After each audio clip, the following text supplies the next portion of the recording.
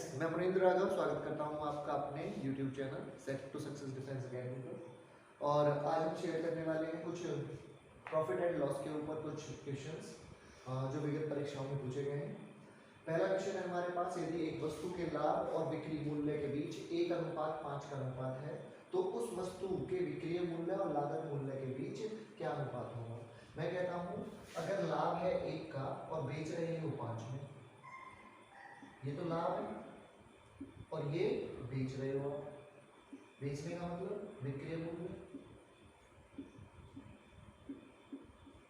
भाई 1 का लाभ हो रहा है 5 पर, तो हमारे पास वस्तु कितने में खरीदी होगी, लाभ को घटा दीजिए तो लागत मूल्य हो गया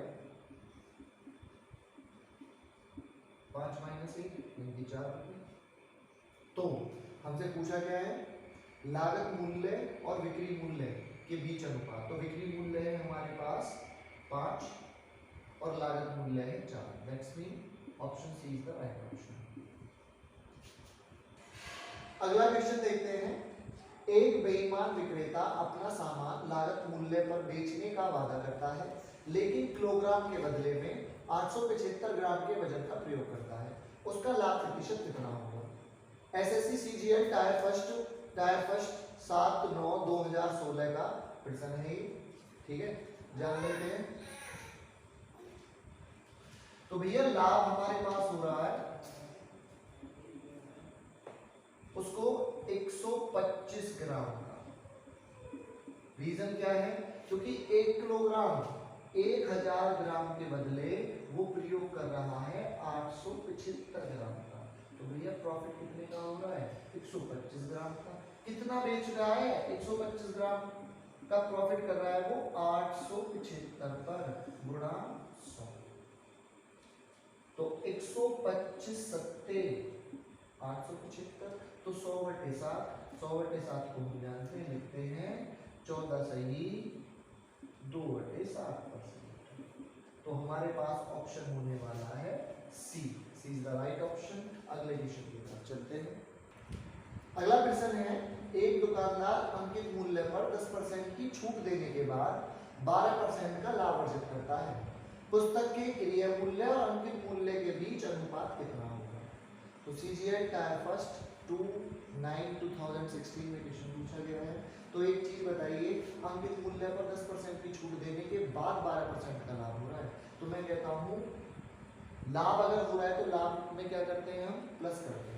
तो यानी कि आप अगर 100 रुपए की चीज है तो उस पर 112 रुपए कमा रहे हैं, तो भैया 90% 10% ऑफ करने के बाद, दैट्स मीन अंकित मूल्य का 90%, अंकित का 90% 112 है, तो भैया 100% कितना हो गया, तो 112/90 गुणा 100। 1 0 से 1 0 खत्म, तो ये हो गया 1220/9। ये तो हो गया हमारे पास अंकित मूल्य। और क्रय मूल्य कितना था, क्रय मूल्य हमारे पास 100 है, तो 100 अनुपात 1120/9। तो हम इसको कर सकते हैं 900 अनुपात 1120। 1 0 से 1 0 खत्म, 45 दूनी 90, 2 से काट लिया और 56 दूनी 112। तो option number 1 is the right option. आगे क्वेश्चन की ओर चलते हैं। अब अगला क्वेश्चन है आपका, एक व्यक्ति ने 2500 रुपए में 25 वस्तुएं खरीदी। दोबारा लिखो सर। है, एक व्यक्ति ने 2500 रुपए में 25 वस्तुएं बेची और उसे 10% की हानि हुई। 20% का लाभ कमाने के लिए उसे 2400 में कितनी वस्तुएं बेचनी चाहिए। 25 वस्तुएं 2500 में अगर बेचता है तो उसे 10% की हानि हो रही है, तो एक वस्तु उसने 100 रुपए में बेची होगी। 90% की जो कीमत है वो है 100 रुपए। अब क्या कह रहा है वो, 20% का लाभ करने के लिए, तो भैया 20% का लाभ करने के लिए 120% की कीमत कितनी होगी, तो 100/90 इंटू 120, 1200/9 रुपए एक वस्तु की कीमत है।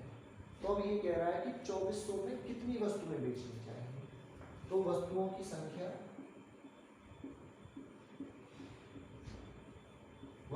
संख्या, कैसे निकालेंगे। 2400 रुपए में एक वस्तु की कीमत से ध्यान देखो 1200, और ये जो 9 है 9 ऊपर थर्ड टर्म ऊपर मल्टीप्लाई में चली जाएगी। 12 दूनी 24 और 9 दूनी 18, तो 18 वस्तुएं उसको बेचनी चाहिए 2400 रुपए। एक व्यक्ति 12% के लाभ पर एक वस्तु बेचता है।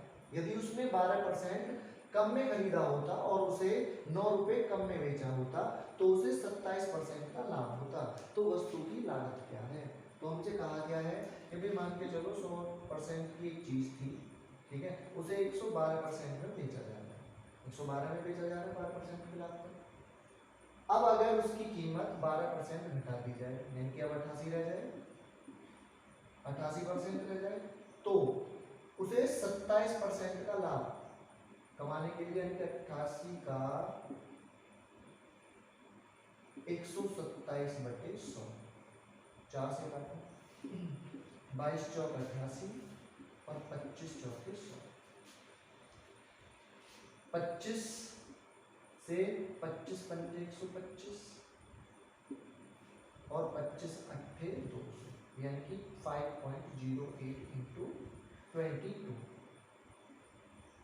8 दूनी 16, यानी कि 22 पंजे 110 और 22 अट्ठे 100, 8 दूनी 16, 8, यानी कि हमारे पास आया ये 111.76, 111.76।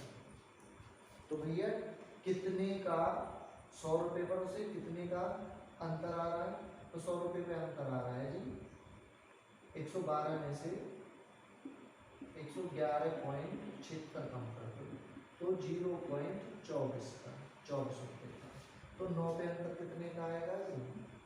तो 9 पे अंतर आएगा जी 100 इंटू 9/0.24। डेसिमल हटा दीजिए और 2 जीरो बढ़ा दीजिए, यानी कि 100 कर लीजिए इसे। 3 तिया 9, 3 अट्ठे 24, 8 से काट लीजिए इसे 12.5 का, और 12.5 के 3 में गुणा की तो हमारे पास आया 37.5, और उसमें 100 की गुणा कर दी तो हमारे पास ये उत्तर हो गया 3750 रुपये। तो option A is the right answer.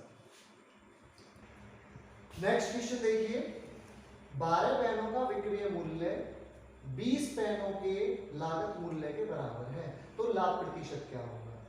दो बार पूछा गया है, एसएससी टायर फर्स्ट 25/8/2013 और एसएससी के सीआरपी एसआई के एग्जाम में 23/6/2013 में।